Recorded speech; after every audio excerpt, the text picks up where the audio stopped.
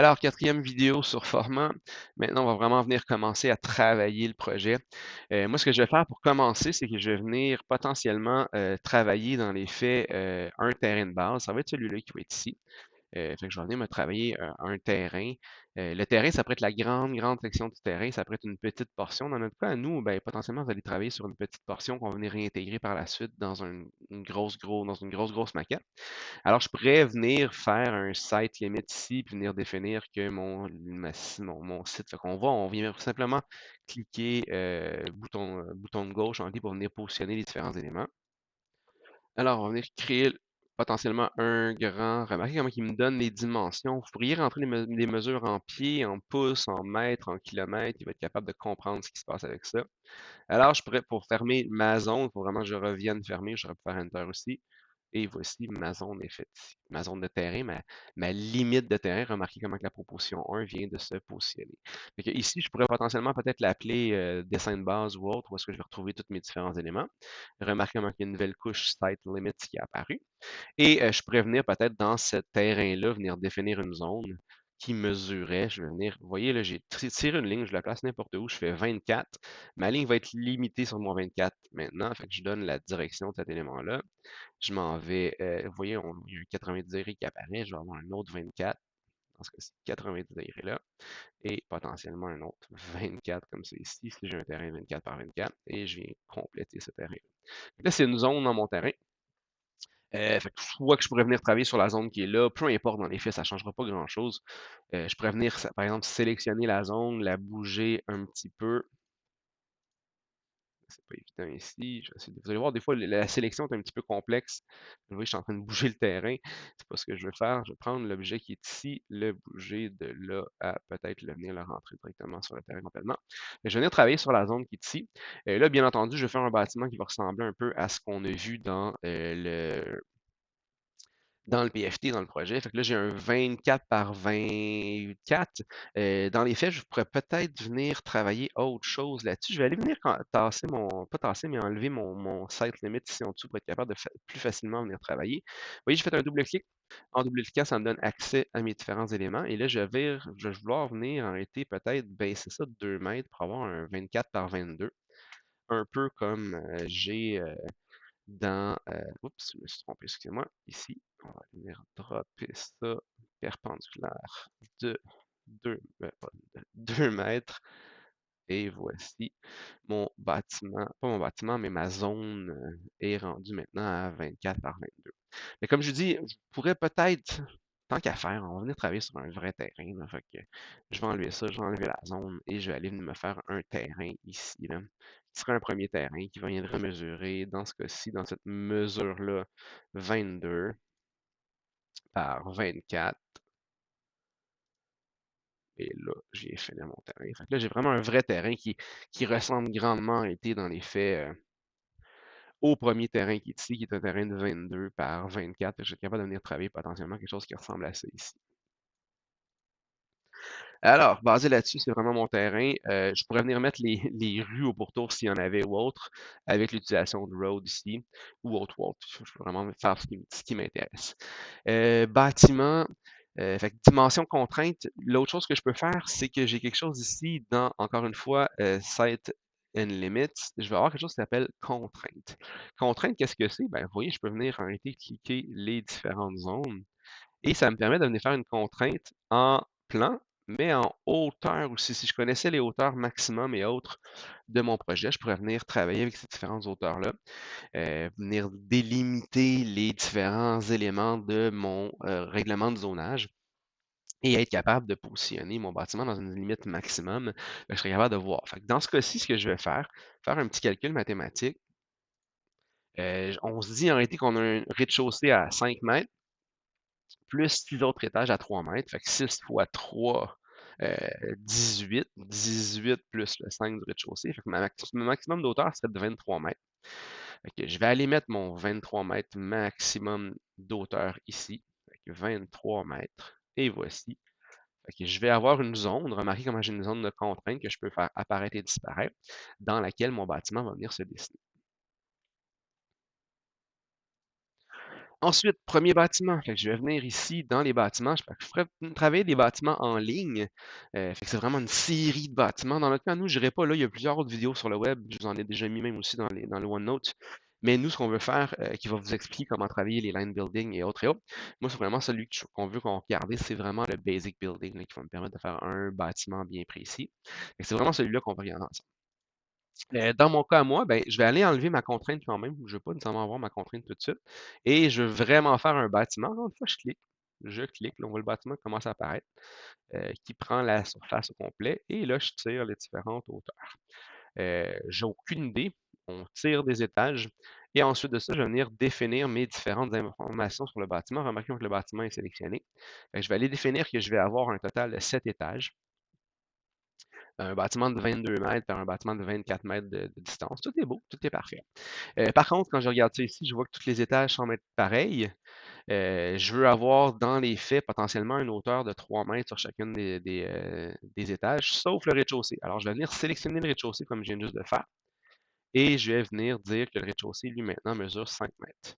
Ce qui veut dire que quand je vais sélectionner le bâtiment maintenant au complet, vous allez voir, vous allez avoir un mix hauteur, ce qui est tout à fait normal, 5 mètres en rez-de-chaussée, et après ça, différentes euh, hauteurs différentes, hauteurs pour les étages, les 6 étages subséquents. Est-ce que je respecte mes limites de contraintes? Alors, si je clique ici, on voit bel et bien mes contraintes sont parfaitement correctes. Si je viens modifier les contraintes, je vais venir cacher mon bâtiment, modifier cette contrainte-là. Et mettons que si j'avais ici une contrainte en hauteur à 30 mètres plutôt, on va voir si je ramène mon building, que bel et bien je mesure je suis correct, je pourrais rajouter des hauteurs. Par contre, si j'étais ici à 15 mètres, mais là, on voit en réalité que mon bâtiment est trop grand. Ça, c'est quelque chose qui pourrait être quand même très pratique. Là, dans les faits, j'avais la bonne dimension au niveau de mes contraintes. Si je sélectionne mes contraintes seulement, je cache mon bâtiment. On voit bel et bien que j'avais 23 mètres d'auteur, fait que je suis en business là-dessus. Fait que je cache mes contraintes, je fais réapparaître mon bâtiment. Et là, comment on fait en réalité pour jouer avec ce petit bâtiment-là qui est là? C'est le but en réalité du logiciel, vous faire travailler à l'intérieur de ça. Là, c'est vraiment quand même à l'infini. On peut faire pas mal ce qu'on veut. Petits éléments bien, bien importants à la base, c'est d'essayer de travailler toujours, toujours dans la volumétrie que vous voyez en ce moment, de ne pas venir déconstruire cette volumétrie-là. Pas essayer de la travailler en 3D non plus. Par contre, je suis capable quand même de venir travailler. Si j'ai pas d'éléments en plan, fait que je pourrais venir ici travailler mes plans. Si je double-clique là-dessus, on va tomber en mode plan. Par contre, si je travaille en mode plan là, je ne pourrais plus par après venir acheter quand je tombe en mode plan puis je viens modifier des lignes, j'ai rajouté des lignes ou autre, je ne pourrais pas par après venir bouger un petit peu les formes comme je viens de le faire. Mais je vais pouvoir le faire en plan à la place. Au bout du compte, ça va me donner le même résultat quand même. Fait que je pourrais venir travailler mes différents étages comme je le fais en ce moment. Les gars, gardez en tête que ça reste quand même un logiciel volumétrique, là, fait que c'est vraiment ce qu'on veut travailler. Par exemple, la partie qui est ici elle serait peut-être plus petite en dessous ici. Fait que je viens d'ouvrir un étage. Peut-être celle ici. Remarquez même que je pourrais peut-être venir chercher des fois des arêtes, des genres de choses-là ici. Là. Fait que celle ici va venir un petit peu plus petite encore. Potentiellement, celle ici un petit peu plus petite aussi. Alors, peut-être que je dis, on peut venir modifier le bâtiment comme on le veut, soit directement en 3D comme on le fait en ce moment, ou directement dans les plans. Ça fait que c'est vraiment les deux façons de faire. On va venir faire les modifications principales en enlevant des formes, en grossissant des formes, etc., etc. Là. Je peux peut-être ramener mon bâtiment comme il était à l'origine. Vous allez voir, il va vouloir snapper et autres. Je vais vous montrer une autre façon à partir des plans où c'est capable de remettre toutes ces différentes étages de la même dimension. Donc, on peut venir modifier avec les plans aussi et avec la forme qui est ici. Fait que déjà, là, j'aurais quelque chose. Vous avez une idée déjà globalement d'enlever des formes ou autres. Fait que, par exemple, si j'avais peut-être un retrait de cet étage-là en deuxième étage, ben, je suis capable de venir jouer avec cette forme-là, venir travailler le modèle de cette façon-là ici. L'autre façon serait de travailler en plan. Et la dernière façon qu'on va voir dans une autre vidéo, dans les faits, c'est comment travailler en sketch, parce qu'on peut venir travailler un petit peu comme SketchUp le ferait ou comme Formit le ferait ou autre. Là, c'est genre quelque chose qu'on peut faire aussi, mais on va le voir plutôt en prochaine étape. Alors en plan, je clique ici sur mes plans. Boum, ça m'envoie sur les différents plans et ça me permet par la suite de voir tous les 7 étages que j'ai ici. Alors, ce que je pourrais faire, c'est potentiellement sélectionner. C'est le bouton Shift pour sélectionner plusieurs éléments d'un coup. Et vous remarquez ce qui vient d'arriver? En sélectionnant le premier niveau jusqu'au septième niveau, automatiquement, mon bâtiment est revenu carré. Je préfère undo parce que je veux revenir potentiellement à des formes comme ça. On revient ici. Mais si je prends le quatrième, après ça, je m'en vais au prochain. Remarquez comme il vient se placer. Il vient se placer. Faut que je suis capable de ramener un bâtiment complètement carré, rectangle plutôt, en sélectionnant simplement mes plans. Je voudrais venir travailler ce modèle-là. Comment je vais faire ça? Alors, je vais me baser sur, je vais essayer de voir une forme en réalité que je pourrais travailler. Par exemple, si je voulais enlever potentiellement, là, remarquer que je vais venir me placer comme j'étais en 90, je revenir en arrière, excusez-moi. Je reviens ici, 90 degrés. Être sûr que je suis pas mal dans la bonne orientation par rapport à mon bâtiment. Fait que vous voyez, en réalité, j'ai l'orientation là, l'orientation là. Fait que juste pour être capable de me placer, je voudrais enlever potentiellement une partie ici, là, de la partie arrière du bâtiment. Mais comment je peux faire ça? Ben, je pourrais venir sélectionner, là, je vais vraiment enlever une grosse section complète. Dans votre projet à vous, il y aurait une zone centrale. Ben, je pourrais peut-être venir faire la zone centrale. On va venir faire ça, une zone centrale ici, potentiellement après ça, venir enlever une petite galette à cet endroit-là. Si je regarde le plan de base, on voit en réalité que c'est un 8 mètres par 12 mètres à 5 mètres ici et à 5 mètres en arrière. Fait que 12 mètres par 8 mètres. On va voir ce que ça va me donner, 12 mètres par 8 mètres. Alors j'y vais. Fait que je pars avec les outils de dessin, soit les lignes, soit les rectangles. Et vous voyez comment que ça saute d'un élément à l'autre. Fait que je pourrais venir ici, cliquer et dire, bon, ben, j'ai un dimensionnement. Remarquez comment ici, c'est 12 mètres, 6 mètres. Fait qu'on avait dit 8 mètres et on avait dit 12 mètres. Fait qu'une fois que ça c'est fait, je pourrais revenir en double-cliquant, cliquer jusqu'à temps que les points apparaissent. Et là, j'ai enlevé une certaine section là et on avait dit 8 mètres dans l'autre sens. Et je suis vraiment dans les dimensions en ce moment. Et ça nous donnait, je crois, on va revenir avec mon petite image, 5 mètres d'un côté, 5 mètres de l'autre. Oups, petite erreur ici. Je vais aller chercher mon image plutôt. Et 5 mètres de ce côté-ci, 5 mètres de ce côté-là. Alors, c'est pour ça que mes chiffres ne fonctionnent pas. Je me suis trompé de côté, mais c'est pas vraiment grave. Je vais venir reprendre la ligne qui est ici. Elle, je l'emmène à 12 mètres. Et elle, je l'emmène à 8 mètres plutôt, comme ça. Et il devrait me rester 5 mètres en bas. 1, 2, 3, 4 carreaux. Il faudrait vraiment, potentiellement, je fasse ça et que je refasse ça. Et là, j'ai 1, 2, 3, 4, 5 en haut, 5 en bas, on est bon. Par contre, je semble être un petit peu plus à gauche ou à droite. Fait que j'ai combien de carreaux, là, on pourrait venir rejouer avec ces formes-là pour avoir quelque chose d'un petit peu plus égal. Ça donnait quoi les chiffres dans l'image? On va voir, on parle de 8 partout. Fait que ici, j'ai combien? 1, 2, 3, 4, 5, 6, 7, 8. Je suis en business au niveau de ma forme. Fait que si je veux enlever ces éléments-là sur tous les étages, qu'est-ce que je vais faire? Je vais double-cliquer. Par exemple, ici, je viens de sélectionner seulement la zone centrale. Si je fais Delete, vraiment Delete au clavier, boum, remarquez comment je viens de faire un trou, on peut le voir bien ici en bas. Si je fais Undo, je sélectionne, ma zone devient bleue, je fais Delete et on vient supprimer. J'ai des dimensions en mètres. Comment je fais en réalité pour voir peut-être les mètres carrés à la place? Ben, je pourrais venir cliquer ici et on va venir demander à la place. Vous voyez ici, là, je pourrais avoir le area number à la place. Je vois que j'ai 432 mètres carrés. Ben, je peux venir jouer avec ça. Je peux venir changer mes snaps. Je peux venir changer ma grosseur de mes grilles. 1 mètre, c'est vraiment quelque chose de bien par contre. Je pourrais même venir ajouter une règle ici pour m'aider à travailler ou potentiellement ici, comme vous pouvez le voir, les longueurs. Je peux garder la règle peut-être avec les longueurs parce que c'est vraiment ça que je veux faire. L'autre chose que je vous disais, c'est que je vais potentiellement enlever une section. Fait que si j'enlève une section, mais il y a des fortes chances qu'il va falloir que je déphase, par exemple, peut-être ici, une coupe de mètres comme ça, avec une coupe de mètres comme ça, potentiellement. Ouais, ça a l'allure. Et je veux me garder 2 mètres quand même de circulation. Fait que je vais partir d'ici et je vais enlever une grosse galette ici en arrière. Pour enlever la grosse galette, même chose, je clique, ça devient bleu. Je fais Delete au clavier et voici, je viens de venir couper mon bâtiment dans la zone qui est là. Fait que je sors de cet endroit-là et voici mon bâtiment avec une certaine coupure dans la partie arrière. Fait que c'est quelque chose que je peux faire ici, là. Je vais modifier certaines informations sur mon dessin. Ensuite, par exemple, qu'est-ce que je pourrais faire? C'est peut-être, à partir des plans, encore une fois, dire sur le deuxième, quatrième, fait que deuxième, quatrième, sixième étage, je vais avoir des reculs à certains endroits. Je vais venir tourner mon bâtiment pour être encore une fois dans le même angle à peu près. Et sur la façade ici et là, je vais avoir vraiment des reculs à des endroits. Fait que je pourrais peut-être venir prendre mon outil rectangle et je vais faire des reculs de 2 mètres à certains endroits. Fait que par exemple, ici, je vais avoir un recul. Je vais avoir peut-être un recul sur le bout ici aussi. comme ça. Et je vais avoir peut-être un dernier recul ici. Mettons qu'on travaille là-dessus. Paf, bien entendu, je travaille sur le 6e étage, le 4e étage et le 2e étage. Alors, ça veut dire que si je sélectionne les zones qui sont là, remarquez, sur mes différents niveaux, on va voir ces éléments-là disparaître. Je peux même retourner voir en 3D et remarquer comme je viens de travailler la surface pour être capable de venir travailler les différents volumes ou autres. Fait que je viens de dynamiser quand même mon bâtiment un petit peu. Là, remarquez que c'est quand même à l'infini. Là, je peux venir travailler les différents étages comme ça à l'infini. Avant d'aller ailleurs, ce que je vais faire dans les faits, c'est venir travailler potentiellement les circulations en rez-de-chaussée. Vous voyez, remarquez, là, je viens de sélectionner seulement le rez-de-chaussée, seulement le premier étage. Je vais revenir placer mon bâtiment à peu près dans le bon sens pour être sûr et certain à quoi je retravaille. On voit que la flèche vers le bas, la flèche vers le bas. Et je vais venir travailler une circulation de base.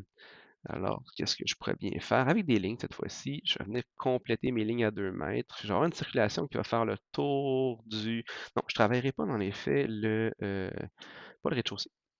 Je vais sélectionner, effacer la ligne. Fait que je fais un premier clic jusqu'à temps que mes lignes apparaissent. Je sélectionne la ligne. Dès qu'elle devient noire, je la sélectionne. Je fais supprime sur le clavier et ça supprime. J'ai travaillé plutôt le 2e étage, mais jusqu'au 7e étage. Fait qu'on sélectionne les différents étages. Je vais venir travailler mes circulations d'étage à la place avec mes lignes encore une fois.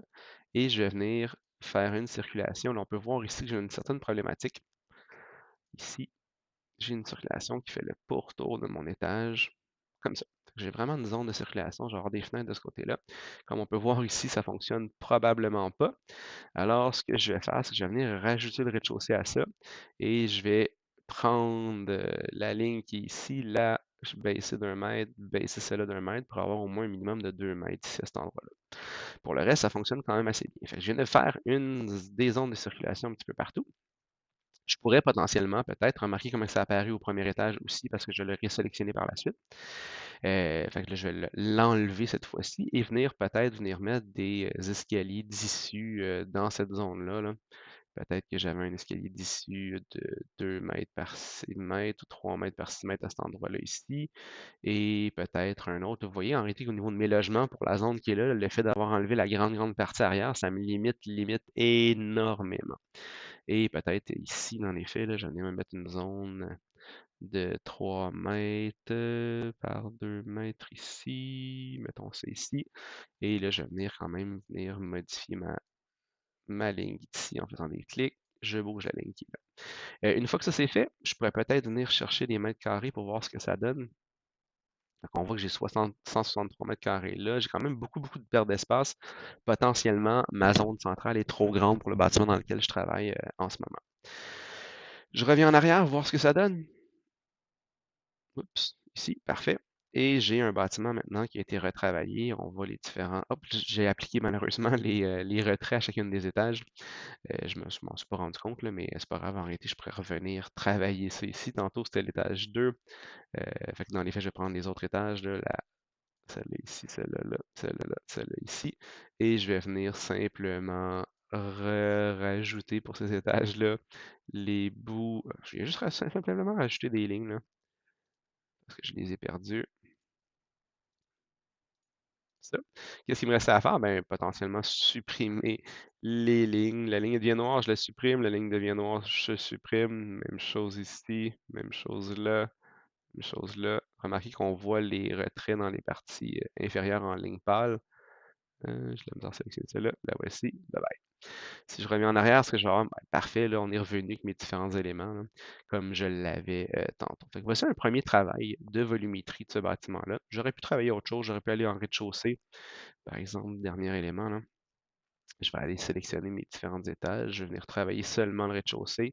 Encore une fois, je vais me mettre dans le même angle pour être sûr que je comprends bien ce que je suis positionné. Et là, je pourrais venir travailler les différents accès en rez-de-chaussée et autres sur ce plan-là ici. Alors, ce qu'on va faire dans le prochain vidéo, on va venir travailler le sketch de ces différents éléments-là et voir d'autres façons en réalité de bonifier cette géométrie-là.